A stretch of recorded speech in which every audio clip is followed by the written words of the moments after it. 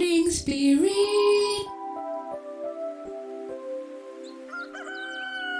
Selamat pagi, semangat pagi. Shalom Bapak Ibu dan saudara-saudariku yang dikasih oleh Tuhan Yesus, bertemu kembali di dalam Morning Spirit. Pagi ini kita akan belajar firman Tuhan dengan tema ciri-ciri kedewasaan rohani. Orang-orang yang dewasa rohani hidupnya akan memuliakan Tuhan Yesus dan menjadi saksi serta teladan bagi orang banyak. Dalam Ibrani 5 ayat 12 sampai 14 firman Tuhan berkata, sebab sekalipun kamu ditinjau dari sudut waktu sudah seharusnya menjadi pengajar, kamu masih perlu lagi diajar asas-asas pokok dari pernyataan Allah. Dan kamu masih memerlukan susu, bukan makanan keras.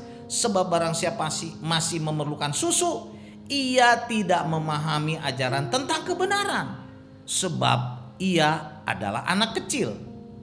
Tetapi makanan keras adalah untuk orang-orang dewasa yang karena mempunyai panca indera yang terlatih untuk membedakan yang baik daripada yang jahat.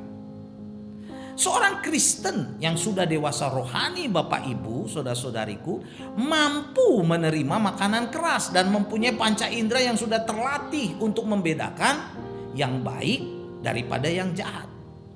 Kata anak kecil dalam ayat ini, saudara, ditulis dengan nepios, artinya bayi. Oleh sebab itu pemakaian kata susu sangat cocok dan dapat dimengerti dengan baik. Sedangkan kata orang-orang dewasa dari kata teleion, saudara, mempunyai akar kata telios, artinya, saudaraku, seutuhnya atau sepenuhnya atau dengan sempurna. Jadi kata telion, saudara, jika dikaitkan dengan seseorang, ini berarti seseorang itu sudah matang, sudah utuh. Atau jika dikaitkan dengan umur, saudara, seseorang itu sudah berarti, saudara, sudah dewasa.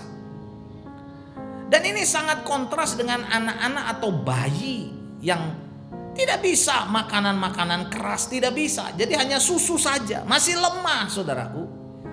Jadi ciri-ciri orang Kristen yang sudah dewasa rohani mempunyai pola kehidupan, saudaraku, yang menang. Sudah bisa menghadapi makanan keras, saudara, ujian keras, tekanan yang keras, saudara. Karena itu mari kita menjadi dewasa rohani. Nah, pada saat ini saya ingin membagikan 4, saudara, kebenaran ciri-ciri kedewasaan rohani seorang Kristen yang hidupnya berkemenangan di dalam Tuhan Yesus. Yang pertama, saudaraku, ya, orang Kristen yang dewasa rohani hidupnya berkemenangan atas godaan dosa. Roma 6 ayat 11 sampai 13 berkata, demikianlah hendaknya kamu memandangnya bahwa kamu telah mati bagi dosa, tetapi kamu hidup bagi Allah dalam Kristus Yesus. Sebab itu hendaklah dosa jangan berkuasa lagi di dalam tubuhmu yang panas, supaya kamu jangan lagi menuruti keinginannya. Dan janganlah kamu menyerahkan anggota-anggota tubuhmu kepada dosa untuk dipakai sebagai senjata kelaliman.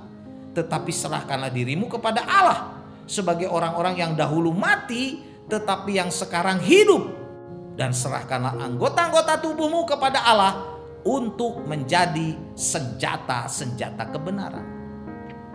Puji Tuhan, saudara.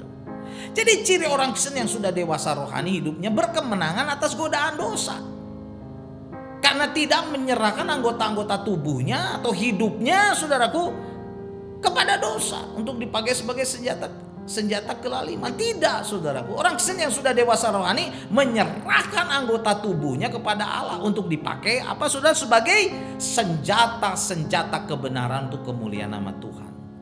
Dan kebenaran yang kedua, saudaraku, orang Kristen yang dewasa rohani hidup berkemenangan atas keinginan-keinginan daging. Galatia 5 ayat 16 sampai 17 berkata, maksudnya ialah hiduplah oleh roh, maka kamu tidak akan menuruti keinginan daging. Sebab keinginan daging berlawanan dengan keinginan roh, dan keinginan roh berlawanan dengan keinginan daging. Karena keduanya bertentangan, saudara. Sehingga kamu setiap kali tidak melakukan apa yang kamu kehendaki. Nah saudaraku, ciri orang Kristen yang dewasa rohani dipimpin oleh Roh Kudus, dikendalikan oleh Roh Kudus sehingga hidupnya berkemenangan. Saudaraku, tidak hidup dalam keinginan daging. Apakah keinginan daging itu, saudara? Atau perbuatan daging itu apa? Yang berlawanan dengan keinginan roh, saudara. Galatia 5 ayat 19 sampai 21a menulis, inilah perbuatan daging atau keinginan daging. Perbuatan daging telah nyata, yaitu percabulan, kecemaran, saudaraku, hawa nafsu, penyembahan berhala, sihir, perseteruan, saudara, perselisihan, iri hati, amarah, kepentingan diri sendiri, pencitraan, roh pemecah, kedengkian, kemabukan, pesta pora, dan sebagainya. Jadi mengerikan sekali, saudaraku, bila kita hidup dalam keinginan daging atau perbuatan daging. Karena semua orang yang hidup dalam keinginan daging atau perbuatan daging sangat jahat, saudaraku, dan sangat menjijikan dan tidak memuliakan nama Yesus. Karena di situ ada percabulan, kecemaran, perselisihan, perseteruan, iri hati, amarah, dan sebagainya. Karena itu marilah, saudaraku, sebagai orang percaya kita bertumbuh dewasa rohani supaya kita menang dari perbuatan daging atau keinginan daging. Dan yang ketiga, saudaraku, orang Kristen harus dewasa rohani, saudara, supaya hidup berkemenangan atas dunia. 1 Yohanes 2 ayat 15 sampai 17 berkata, janganlah kamu mengasihi dunia dan apa yang ada di dalamnya. Jikalau orang mengasihi dunia, maka kasih akan Bapa di sorga, saudara, tidak ada dalam orang itu. Sebab semua yang ada di dalam dunia, yaitu keinginan daging dan keinginan mata serta keangkuhan hidup, bukanlah berasal dari Bapa, melainkan dari dunia. Dan dunia ini sedang lenyap dengan segala keinginannya, tetapi orang yang melakukan kehendak Allah tetap hidup selama-lamanya. Puji Tuhan, saudaraku. Inilah ciri yang ketiga bahwa orang Kristen yang dewasa rohani hidupnya berkemenangan atas dunia. Apakah dunia yang dimaksud di sini? Dunia dosa ini, saudaraku, yaitu keinginan daging. Yang di poin kedua tadi dijelaskan secara gamblang. Juga keinginan mata. Mata ini, saudaraku, yang bisa menjatuhkan ke dalam dosa. Dan keangkuhan hidup, kesombongan hidup, tinggi hati, saudaraku. Ini harus dijauhkan dari kita. Kita harus menang atas dunia, supaya kasih kita kepada Allah Bapa tetap memenuhi hidup kita, sehingga hidup kita diberkati dan memuliakan Allah Bapa di sorga. Dan yang keempat, saudaraku, orang Kristen yang dewasa rohani hidup berkemenangan atas apa? Kuasa iblis, kuasa setan, saudara. 1 Petrus 5 ayat 8 sampai 11 ayat yang terkenal, saudaraku. Sadarlah dan berjaga-jagalah, lawanmu si iblis berjalan keliling sama seperti singa yang mengaum-ngaum dan mencari orang yang dapat ditelannya.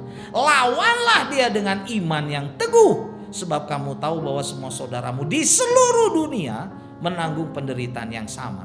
Dan Allah, sumber segala kasih karunia yang telah memanggil kamu dalam Kristus kepada kemuliaannya yang kekal, akan apa, saudaraku? Melengkapi, meneguhkan, menguatkan, dan mengokohkan kamu sesudah kamu menderita seketika lamanya. Ialah yang punya kuasa sampai selama-lamanya. Amin. Jadi orang Kristen yang dewasa rohani, saudara, hidupnya berkemenangan atas kuasa iblis. Karena bersama dengan Allah yang kita kenal dalam nama Tuhan Yesus Kristus yang menjadi sumber kuasa, sehingga kita bisa berkemenangan, kita bisa kuat, kita bisa kokoh walaupun kita harus menderita seketika lamanya. Bersama dengan Allah sumber kasih karunia, kita akan dilengkapi, diteguhkan, dikuatkan, dikokohkan. Saat apa? Melawan si iblis, melawan setan. Jadi kita tidak usah takut kepada iblis, kepada jimat-jimat, kepada roh-roh jahat, kepada perdukunan. Kita tidak usah takut. Bersama dengan Tuhan Yesus kita menang. Puji Tuhan. Haleluya. Jadi inilah 4 ciri-ciri kedewasaan rohani orang Kristen yang hidup berkemenangan, saudara, di dalam Tuhan Yesus. Yang pertama, orang Kristen yang dewasa rohani hidup berkemenangan atas godaan dosa. Yang kedua, orang Kristen yang dewasa rohani berkemenangan atas keinginan daging, saudara, keinginan daging. Dan yang ketiga, orang Kristen yang dewasa rohani hidup berkemenangan atas dunia ini. Dan yang keempat, orang Kristen yang dewasa rohani hidup berkemenangan atas kuasa iblis atau kuasa setan. Ibrani 5 ayat 14 saya bacakan lagi. Tetapi makanan keras adalah untuk orang-orang dewasa yang karena mempunyai panca indera yang terlatih untuk membedakan yang baik daripada yang jahat. Amin. Mari kita berdoa.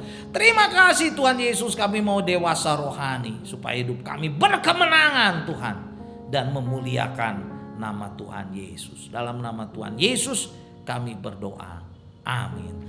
Amin. Bapak, Ibu, dan saudara-saudariku yang dikasih oleh Tuhan Yesus, bila kita diberkati oleh Morning Spirit ini, jangan lupa klik like, subscribe, bunyikan loncengnya supaya bisa mengikuti Morning Spirit terus. Dan kalau kita diberkati, bagikan Morning Spirit ini kepada banyak orang. Sampai bertemu dalam Morning Spirit selanjutnya.